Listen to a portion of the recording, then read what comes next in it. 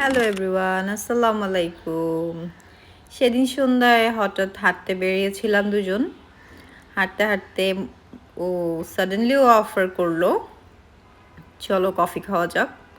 এই অফার কি আর মিস করা যায়? যে আমার এত সহজে আসলে এই টাইপের অফার করে না। আমিও আর না বললাম না, দেন রাজি হয়ে গেলাম। ভাবলাম কোথায় যাওয়া যায়, আশেপাশে সব কিছুতেই তো আগে ট্রাই করা হয়েছে।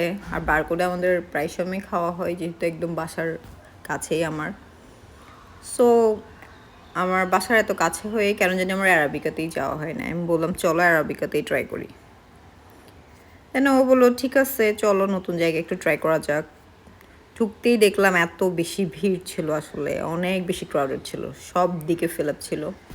মানে লাইক আমরা বসার জায়গায় খুঁজে পাচ্ছিলাম না, এই একটা অবস্থা। ভাবলাম একবার বের হয়ে যাব, বাট যাই হোক, ভিড়টির পাত্তা না দিয়ে আমরা কোনার একটা টেবিলে বসে পড়লাম দুজনেই।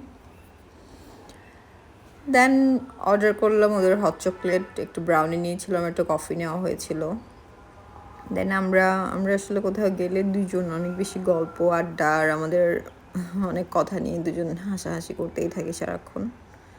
দেন বসে থাকতে থাকতে অনেকক্ষণ, অলমোস্ট 30 মিনিটসের পরে ওদের কফিটা আসলো।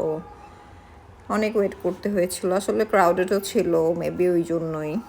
বাট ওদের হট চকলেটটার ব্রাউনিটা অনেক বেশি ভালো ছিল, মানে আমার অনেক টেস্ট লেগেছে। দেন এই তো আমরা আমাদের কফি এনজয় করলাম দুজনে।